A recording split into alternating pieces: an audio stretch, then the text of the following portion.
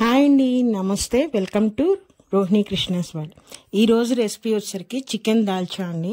ఈ టేస్టీ అయిన చికెన్ దాల్చా ఎలా చేసుకోవాలో మీకు వివరంగా చెప్తాను. మామూలుగా అయితే దాల్చా ప్రిపేర్ చేయడానికి చాలా టైం టేకింగ్ అండి, చాలా ప్రాసెస్ ఉంటుంది. అయితే నేను ఇవాళ మీకు ఒక సింపుల్ వేలో ఈ చికెన్ దాల్చా ఎలా చేసుకోవాలో చెప్తాను. ఈ దాల్చాతో కనుక బిర్యానీ టేస్ట్ చేస్తే చాలా బాగుంటుందండి. మరి మనకి రంజాన్, ఉగాది కూడా వస్తుంది కూడా కాబట్టి బిర్యానీ చేసుకున్న రోజు ఒకసారి ఈ దాల్చా కూడా ట్రై చేయండి. మరి అది ఎలా చేయాలో చూపిస్తాను మీకు. ముందుగా దాల్చా ప్రిపేర్ చేయడానికి నేను ఒక హండీ పెట్టేసేసుకొని ఆయిల్ వేసేసుకుంటున్నానండి. ఆయిల్ వేసుకొని ఆయిల్ హీట్ ఎక్కగానే ఫస్ట్ మనము ఉల్లిపాయలు వేసేసుకోవాలి. ఇక్కడ నేను ఉల్లిపాయలని సన్నగా పొడుగ్గా కట్ చేసి పెట్టేసుకున్నానండి. మీడియం సైజు ఉల్లిపాయలు నేను ఇక్కడ 2 తీసుకొని సన్నగా పొడుగ్గా కట్ చేసి వేసేసుకుంటున్నాను. అలానే పచ్చిమిరపకాయలు కూడా పొడుగ్గా కట్ చేసేసుకుంటున్నాను. నేను కట్ చేసుకున్న ఆ పచ్చిమిరపకాయలు వేసేసి ఫస్ట్ ఆయిల్లో మనము ఫ్రై చేసేయాలండి. జస్ట్ కలర్ చేంజ్ అయ్యే వరకు మనము ఫ్రై చేసుకుంటే సరిపోతుంది.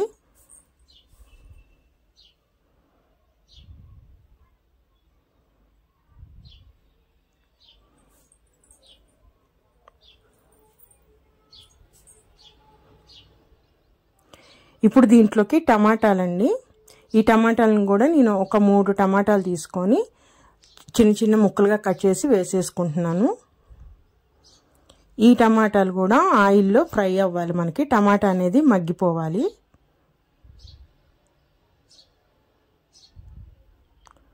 ఒక్క నిమిషం పాటు ఫ్రై చేస్తే మనకి టమాటా అనేది మొత్తం మగ్గుతుంది.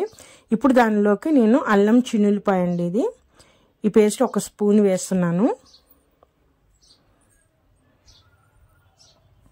అలానే పచ్చి కొబ్బరి పేస్ట్ అండి.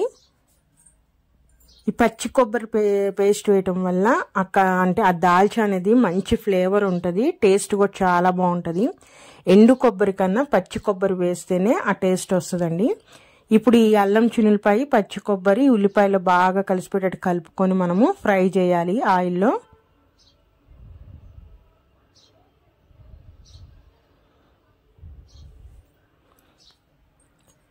మూత పెట్టేసి మనము ఒక 2 నిమిషాలు మగ్గనిద్దామండి. మీడియం ఫ్లేమ్లో పెట్టేసుకోవాలి.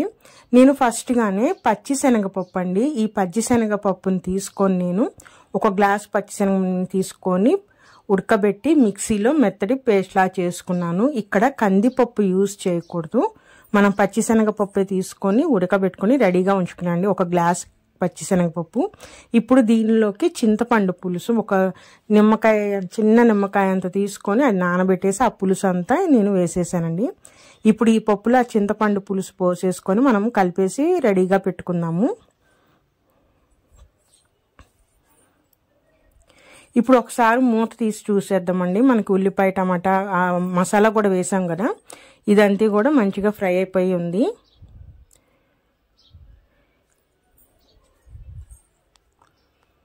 మనము ఈ కలియాలో మేమైతే కలియా అంటామండి దీంట్లో ఉల్లిపాయ, టమాటాని వేసాం కదా, మనము ఇంకా వంకాయ, సొరకాయ ఈ ముక్కలు కూడా వేసుకోవచ్చు. వంకాయ వేస్తే చాలా బాగుంటుంది. నేనైతే ఈరోజు ఏం వెజిటేబుల్స్ వేయట్లేదు, జస్ట్ ఉల్లిపాయ, టమాటా మాత్రమే వేసాను. ఇప్పుడు ఇందాక రెడీగా పెట్టుకున్న పప్పు, చింతపండు పులుసు, ఆ మిశ్రమం ఉంది కదండి, అదంతా ఇప్పుడు ఆ ఉల్లిపాయ మిశ్రమంలో వేసేసి మనము మొత్తం ఒకసారి కలిపేసుకోండి. నేను వాటర్ కూడా తగినంత వాటర్ పోసేస్తున్నాను. ఇది పచ్చిశనగపప్పుది కాబట్టి తొందరగా దగ్గర పడిపోతుందండి, చిక్కబడిపోతుంది. అందుకని మనము స్టార్టింగ్ తగినంత వాటర్ అనేది మన లిక్విడ్గా ఉండేటట్టు, ఎందుకంటే ఇది ఇంకా మరగాలి కాబట్టి కొంచెం లిక్విడ్గా ఉండేటట్టే వాటర్ పోసుకొని ఇప్పుడు దీంట్లో పసుపు, అలానే ఆ దాల్చాకి సరిపడా కారము,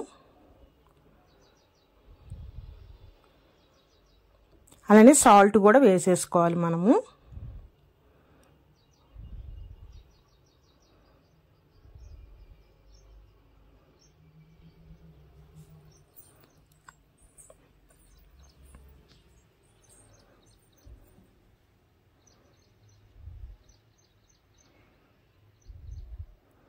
ఇప్పుడు ఇవన్నీ బాగా కలిసేటట్టు కలిపేసేసుకొని మనం ఒక 5 నిమిషాల పాటు బాగా మరగనివ్వాలండి.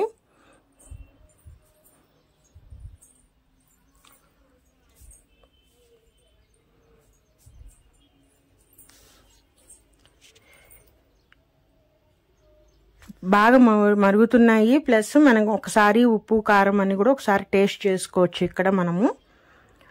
ఇప్పుడేనండి మనము ఈ బాగా మరిగిన తర్వాత ఇప్పుడు ఈ దాల్చాలో మనము ఫ్లేవర్ అంటే చికెన్ దాల్చా చేస్తున్నాము కాబట్టి మనము చికెన్ కర్రీ వండేసి పెట్టేసుకుంటాం కదా. చికెన్ కర్రీ అనేది చికెన్ బిర్యానీ కానీ లేదు మటన్ కర్రీ అయినా సరే, ఏ కర్రీ అయినా సరే రెడీ చేసుకున్నప్పుడు చికెన్ కానీ మటన్ కానీ ఆ గ్రేవీ అనేది తీసుకొని ఈ దాల్చాలో మనం వేసేసుకోవాలండి. చూసారా, నేను ఆల్రెడీ చికెన్ కర్రీ వండి పెట్టేశాను. ఆ గ్రేవీ ఆ కర్రీ అనేది పీసెస్తో సహా మనము దాంట్లో వేసుకుని టేస్ట్ చూసుకున్నప్పుడు మనకు అర్థమవుతుంది. 2 గరిటెలు 3 గరిటెలు టేస్ట్ చూసి మనము ఆ ఫ్లేవర్ అనేది ఆ దాల్చాలో వచ్చే వరకు ఎన్ని గరిటెలు పడితే అన్ని, దాదాపు ఒక 3 నుంచి 4 గరిటెల లోపే మనకి సరిపోతుందండి. మీకు చూపిస్తున్న హండీ వరకు అయితే అది వేసేసి మనము మళ్ళీ ఒక 2 నిమిషాల పాటు మరగనించాలి.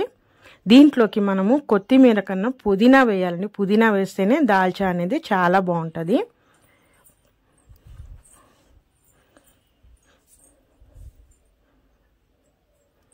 పుదీనా వేసాం, అన్నీ వేసేసాం కాబట్టి జస్ట్ ఇంకొక 2 మినిట్స్ మనం మరగనిస్తే మనకి చికెన్ దాల్చా రెడీ. నేనైతే ఒకసారి సాల్ట్ చెక్ చేసుకుంటున్నాను.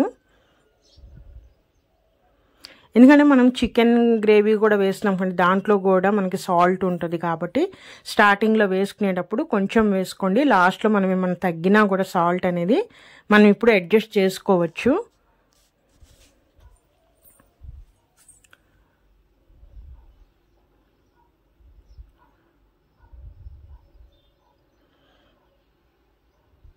అయిపోయిందండి. 2 మినిట్స్ మరగనిచ్చాం కదా, మన చికెన్ దాల్చా అనేది రెడీ అయిపోయింది. మనకి స్మెల్ కూడా చాలా బాగుందండి. మనం పచ్చి కొబ్బరి వేయటం వల్ల ఆ దాల్చాలో ఆ ఫ్లేవర్ అనేది చాలా బాగుంటుంది.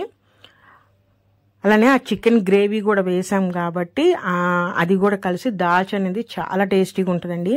ఈ దాల్చాని బిర్యానీతో కలిపి కనుక మీరు తింటే చాలా బాగుంటుంది. మనం వెజిటేబుల్ చేసుకుంటాం అంటే వెజిటేరియన్ అప్పుడు మామూలుగా వెజిటేబుల్ పులావ్ అలా చేసుకున్నప్పుడు కూడా ఇది రెడీ చేసుకోవచ్చు. అప్పుడు మనం చేసుకున్న వెజిటేబుల్ కుర్మాని కనుక దీంట్లో వేస్తే మనకి మంచి టేస్ట్ వస్తుంది. మరి ఇదేనండి ఈరోజు రెసిపీ. అయితే ఈ దాల్చా రెసిపీ ఎట్లా ఉందో మీరు కూడా ఒకసారి ట్రై చేసి చూడండి. టేస్ట్ ఎలా ఉందో నాకు కామెంట్ చేయండి. మరి ఇదేనండి ఈరోజు వీడియో. అయితే నా వీడియో కనుక నచ్చితే ప్లీజ్ సబ్స్క్రైబ్ మై ఛానల్. అలానే లైక్ చేయండి, షేర్ చేయండి, కామెంట్ కూడా చేయండి. మరి ఉంటాను, మరొక మంచి రెసిపీతో మళ్ళీ కలుస్తాను. Bye.